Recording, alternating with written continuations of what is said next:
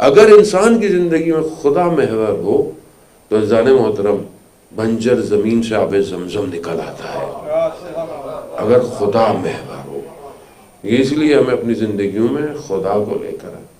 دوسری چیز جو بیوی کی، یہ ہنر بندگی ہے۔ میں برحال چند جو آپ کی خدمت میں استاد ہمارے ڈاکٹر رفیع ہیں، ان کی جو ہے وہ ٹیکسٹ سے چند چیزیں میں آپ کی خدمت میں پیش کر رہا ہوں کہ بندگی جو ہے اس کو ایک آرٹ چاہیے، ہنر چاہیے۔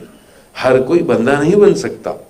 بندگی کے لیے کون سے آرٹس کی ضرورت ہے؟ پہلی چیز یہی محور ہے۔ دوسرا استقامت ہے، یعنی انسان اپنی زندگی میں کھڑا رہے، قائم رہے، ڈٹا رہے۔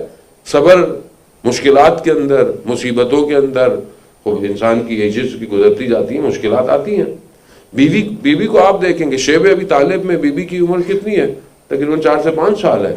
وہ جو اتنی سختی ہے کہ پیٹ پر پتھر باندھنے پڑ گئے رسول خدا کو، اس وقت بھی بیوی اپنا کردار ادا کر رہی ہیں۔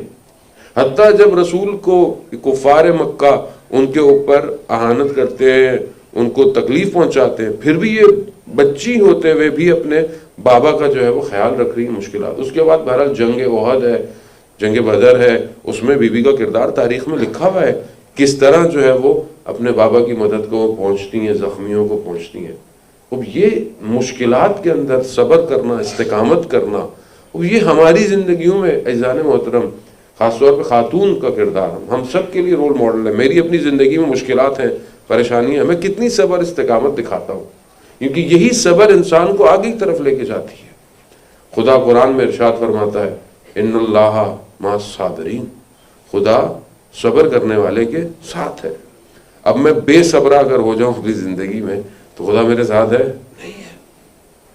مشکلات تو آئیں گی، دنیا کو اللہ نے ڈیزائن ایسے کیا ہے کہ اسے آپ مشکلات کو جدا نہیں کر سکتے۔ یا آپ بولیں کہ میری زندگی میں کوئی مشکل نہ آئے، پھر وہ دنیا نہیں ہے، تو پھر آپ جنت میں رہ رہے ہیں اگر کوئی مشکل نہیں ہے۔ دنیا میں تو مشکل رہے گی، پریشانی رہے گی، ہر شخص کی الگ ہے۔ آیت اللہ نخود کی اصفہانی رضوان اللہ تعالیٰ علیہ کہ جو مشہد مقدس میں حرم امام رضا علیہ السلام میں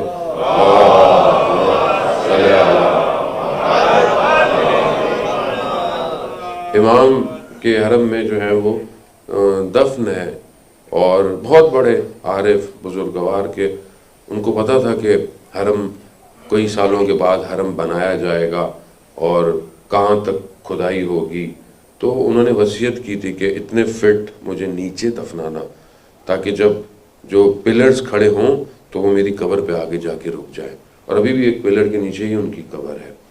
وہ ایک دفعہ بیٹھے ہوئے ان کا شاگرد کہتا ہے کہ میں ان کے حجرے میں گیا تھا، وہ گیریا کر رہے ہیں، رو رہے ہیں۔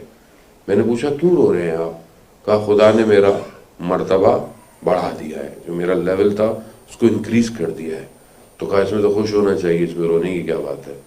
کہا جو میرا پچھلا لیول تھا اس کے اندر جو بھی مجھے آ کر اپنی مشکل بیان کرتا تھا، پریشانی، میں دعا کرتا تھا اس کی مشکل ہٹ جاتی تھی، لیکن جو مجھے ابھی لیول ملا ہے اس میں مجھے یہ دکھایا گیا ہے کہ وہ جو اس کے اوپر پریشانی تھی وہ پریشانی نہیں تھی، وہ فضل الہی تھا، وہ خدا کا کرم تھا کہ جس کو میں نے ہٹا دیا۔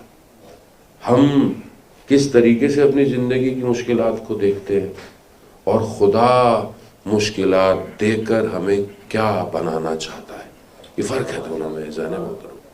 میں دیکھتا ہوں بعض اوقات کوئی کہتا ہے کہ بہرحال مثلاً بیماری ہے کسی کے ہاں، مشکلات ہیں، خوب انسان ہے، علاج کرائے، ڈاکٹر کو جائے، معالجہ کرے، لیکن خدا کی طرف سے امتحان ہے۔ خدا نے امتحان کس طرح کا لینا ہے؟ مشکل کیا ہے؟ اولاد، مال، صحت، یہی مشکلات ہے اور اس کے علاوہ کچھ بھی نہیں ہے، اور انہی کے ذریعے سے خدا ہمیں جو ہے وہ چیک کرتا ہے کہ میں اس کو دیکھوں کہ یہ کتنی استقامت ہے۔ آپ اس گھر میں دیکھیں، بیوی کے گھر میں دیکھیں آپ کہ خود حضرت سلمان جو ہے وہ بیان کرتے ہیں کہ میں نے دیکھا کہ بیوی چکی پیس رہی ہیں، حقیقت ہے یہ کہ کہہ رہے کہ ان کے ہاتھوں میں زخم ہو گئے اور بچوں کو بھی سنبھالا ہوا ہے۔ وہ جا کر میں نے رسول خدا کی خدمت میں عرض کیا کہ یا رسول اللہ ایک ہی بیٹی ہے آپ کی، اور یہ کیسے؟ کہا نہیں، فاطمہ نے دنیا کی بجائے آخرت کا انتخاب کیا ہے۔